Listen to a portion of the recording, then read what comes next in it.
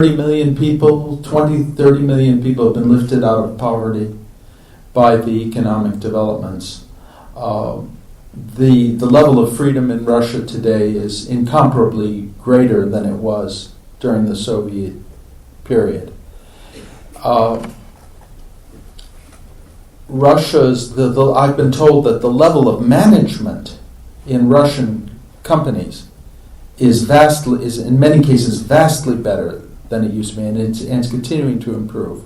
Russia is developing a middle class, and it's but despite all of this economic progress, and you can see it on the streets of Moscow and St. Petersburg, that there are many wealthy people, that the streets are choked with cars, and there's lots of new construction, and Russians have become much more worldly. But despite all that, these underlying problems that I've talked about continue to exist. And the best hope for Russia in the short run is that the good times will continue long enough so that the society can organize itself to do something better in terms of its political system. But the problem is that the existence of good times and the existence of all this easy oil money makes that outcome less likely. So I don't really know what to say. I mean, if there's a crisis, it could have the effect of breaking up a system and creating opportunities for a much more democratic and, in the long run, more effective system to exist. But such a crisis also raises the possibility that there could be real trouble there for the reasons that I've talked about.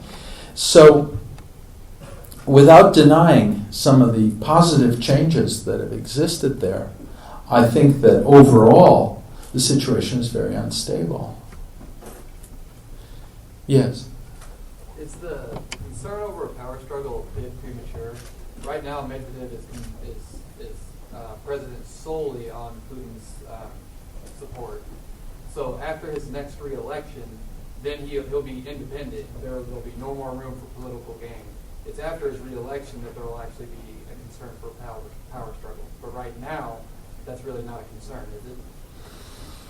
Well, first of all, he hasn't taken office yet, so he has to take office in May, formally.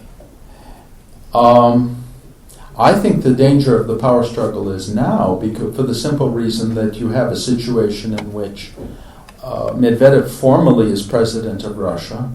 Everyone is promised that presidential powers will not be diluted. That means that he has really absolute power. Yet, the person who appears to be calling the shots is someone else.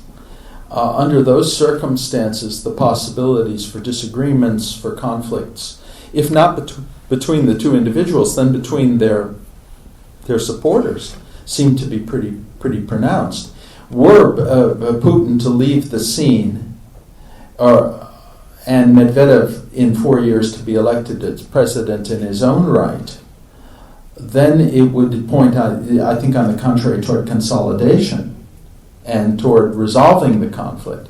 But it seems to me that what we have now is a situation that's inherently unstable, because the person who has legal power and legal authority is different from the person who appears to have actual authority. It reminds me of the situation that existed. I went years ago in the late 70s to Afghanistan. I was a correspondent for the Financial Times, and the communists had taken over in Afghanistan. The president was Mohammad Taraki, was his name, and the prime minister was Hafizullah Amin. And Hafizullah Amin was the real source of power because he controlled the security services, even though Taraki was officially the head of state. Well, Taraki was murdered, and it according to some reports, Hafizullah Amin strangled him with his own hands. In fact, afterwards there was a press conference, and Hafizullah Amin, Taraki disappeared, and Amin announced that Taraki was sick, And some time passed, and there was another meeting with Amin, and one of the reporters asked Amin, "How is Taraki feeling?" And Amin replied, "I don't know. I'm not a doctor."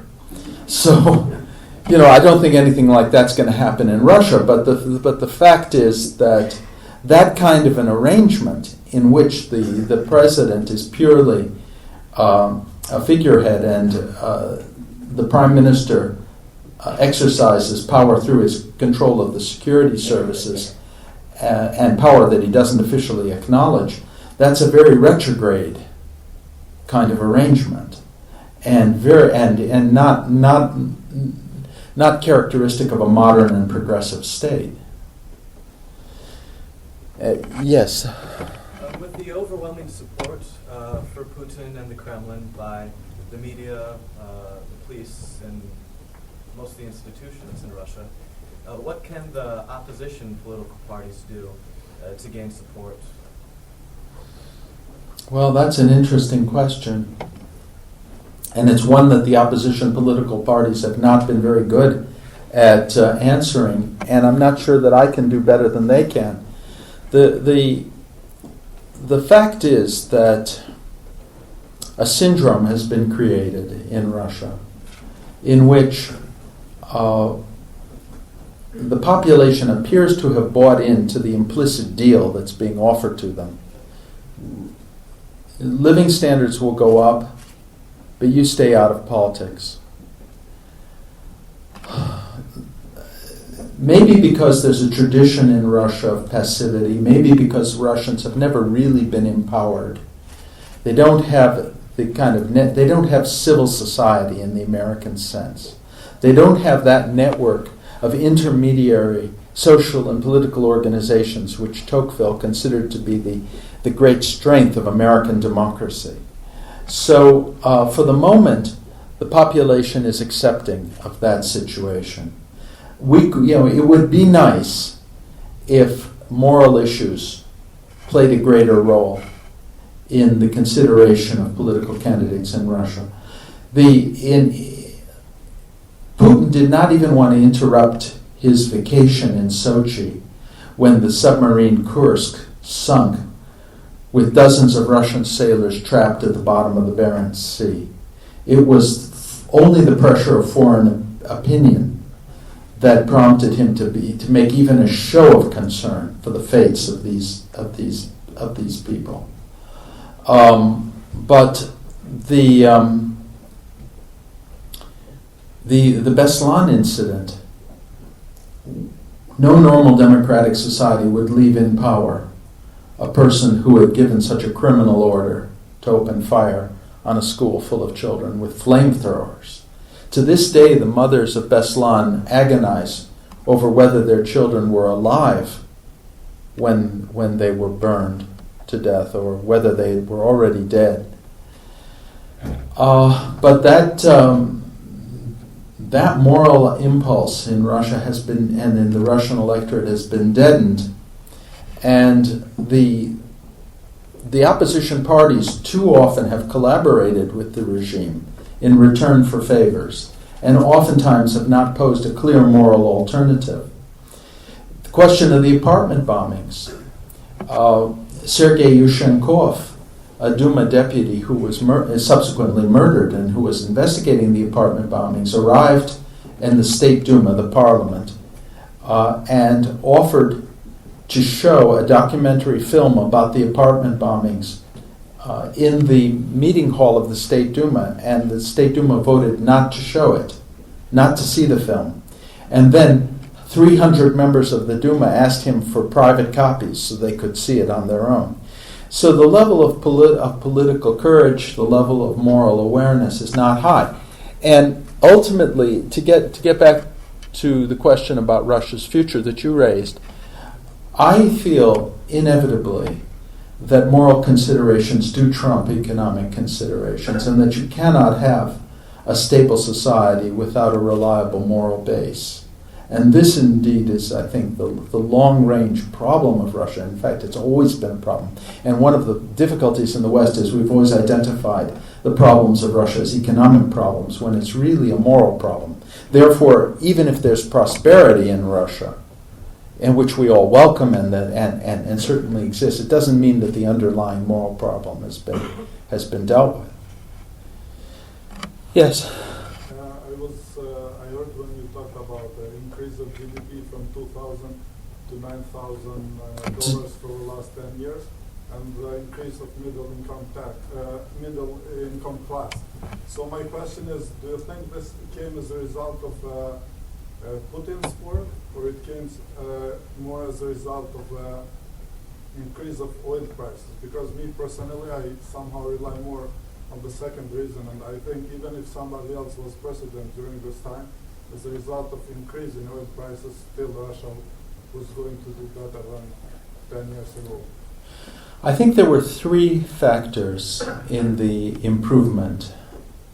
The first was, without a doubt, the increase in commodities prices, not just oil, but all commodities. The second was the fact that the so-called reforms of the 1990s had created the first market institutions, and people. And when that oil income began to be realized, there was a structure that could take advantage of it. In 10 years of hardship, Russians were more or less taught to live in a free market situation. They understood that they had to look after themselves, and that made a huge difference. In fact, some people think it may have been more important than the rise in oil prices, but that was done before Putin became president. And the third factor was just wise macroeconomic policies, the fact that inflation didn't destroy everything, and that money was carefully husbanded, and a large sum of money was put in a stabilization fund. And only in the case of these three factors, Putin deserves credit only for the third. Only for the third. And as for, under this favorable constellation of circumstances, would someone else have done just as well, and possibly without destroying democratic institutions? I think the answer is surely yes. And these are that what Putin brought was the mentality of the KGB, and these people are not that stable to begin with, and they've been grown up. They've made their careers. They've grown up in an atmosphere of artificial spy mania. So they view society and outsiders as enemies, and they act accordingly. Yes, this young lady. After the elections, do you think Medvedev will continue to improve relationships with the United States, or will relations worsen? Well, I think that it's possible. It's possible that he will make some gestures in the direction of the West. Don't overestimate the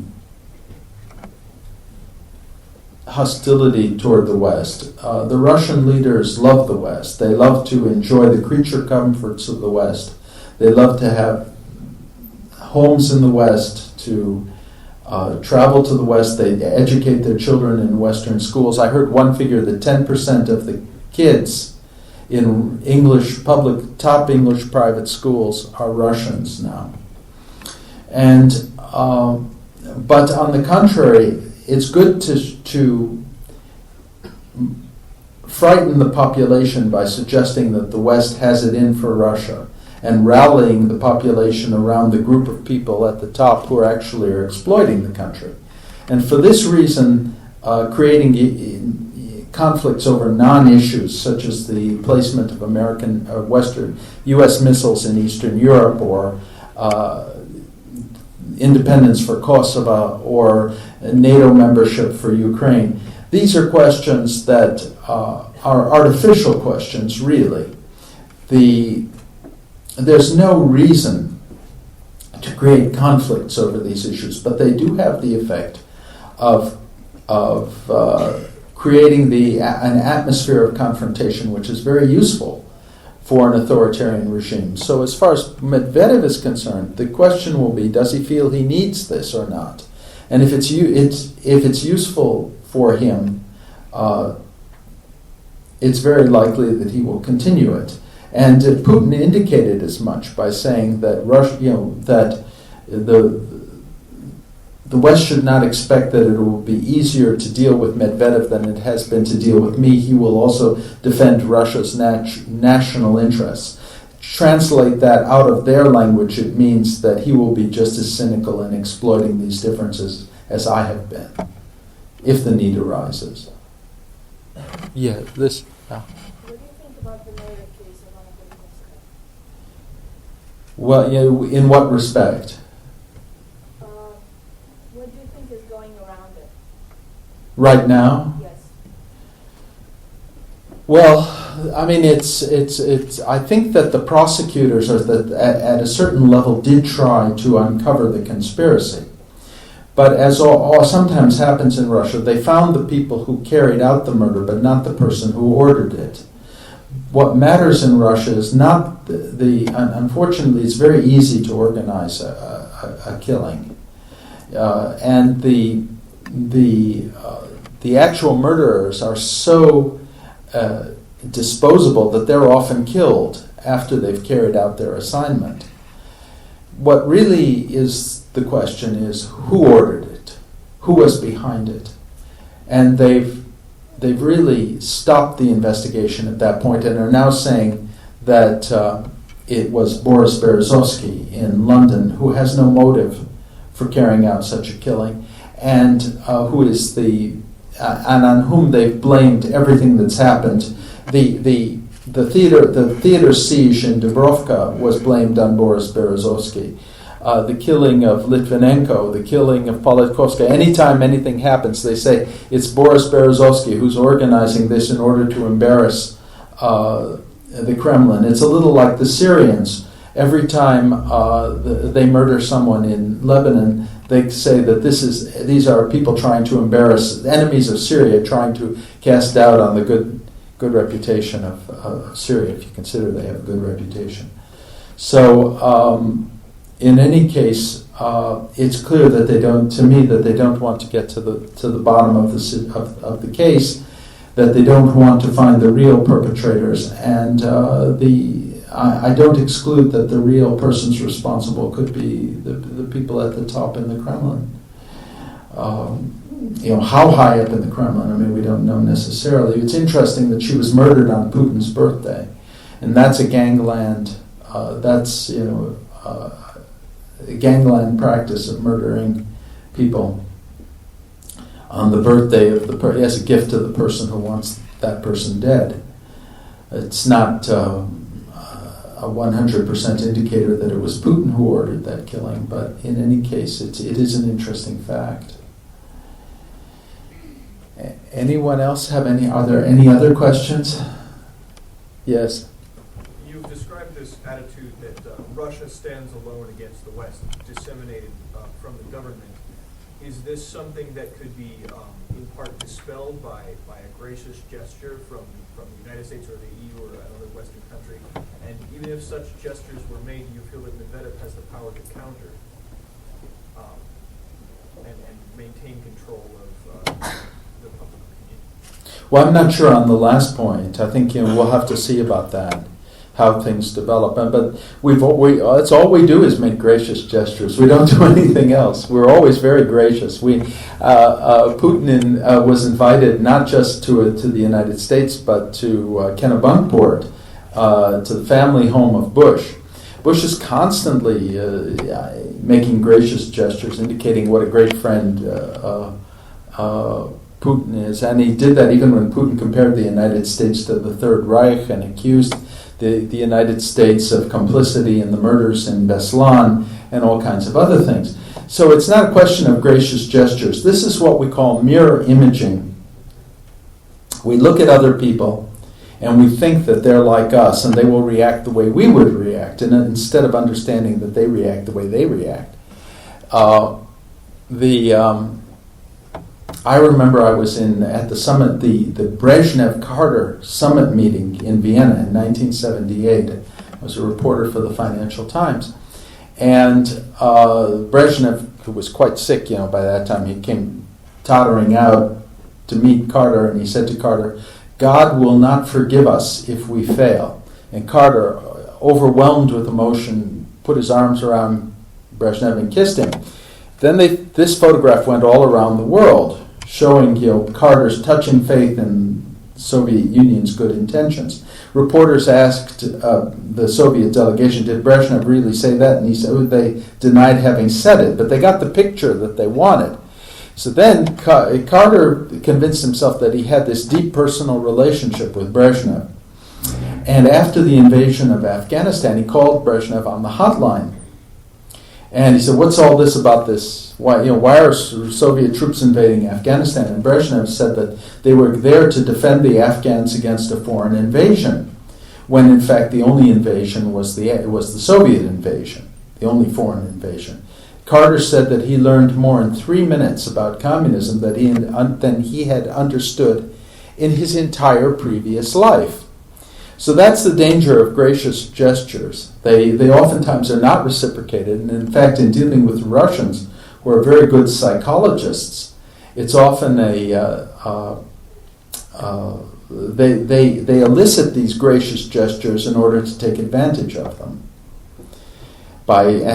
through a careful study of the psychological weaknesses of their interlocutor. Yes. You stated that oil prices are cyclical, and let us suppose that this unstable situation in Russia realizes that the factions within the bureaucracies actually begin fighting each other. What will happen to the global community if that happens, especially in Europe?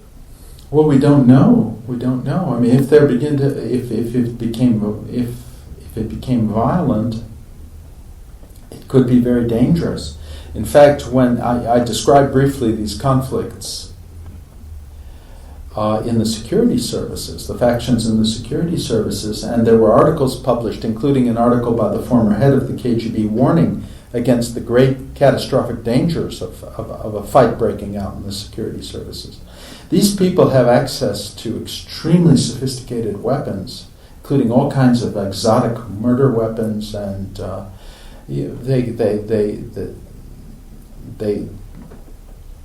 they are inclined to resort to violence.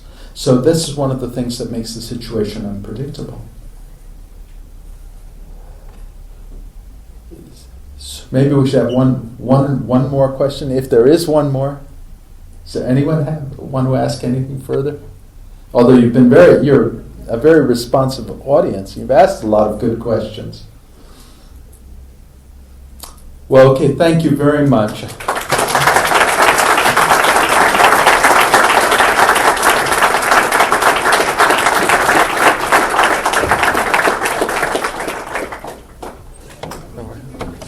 Refreshments right? And they put on the left, so feel free to stay and ask more questions. We have refreshments.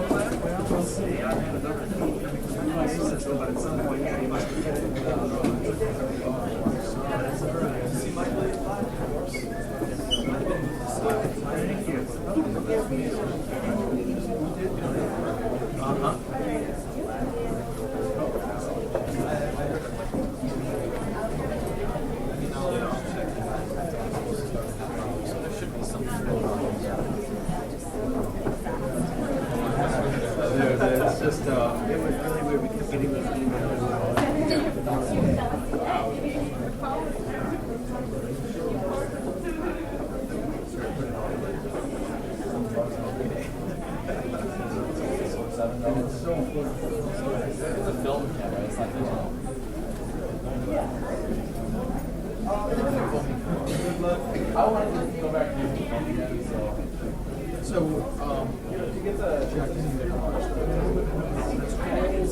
It was weird because it did sound a little strange, but I could still hear you and I could see it beeping. And I thought I better come around and take a peek and see what it was. I was thinking down behind you like 10 minutes. That's okay. We'll make it work. You think it'll be okay? Thank you for coming. So where are you off to next? I'm just heading back to.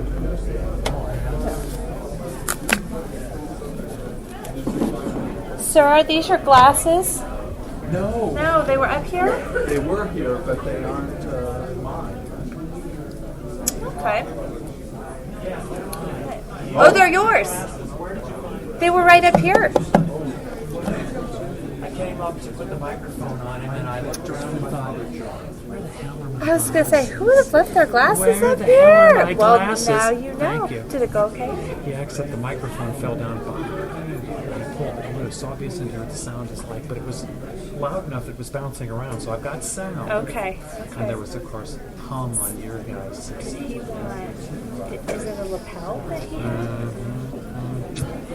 And then the hum came in on your system. It was good until we left for a second and came back, and it was the kid recording for the university. He put a hum and we couldn't get it out. He was starting to speak, so we had to leave it in. So I've got that on the other track, but I'm not sure I can use it somehow. So what time's your other thing start? 8 o'clock, and they're already filling up in there, so. How's it Hi, going? good. How are you? Good. Speaker, something to drink.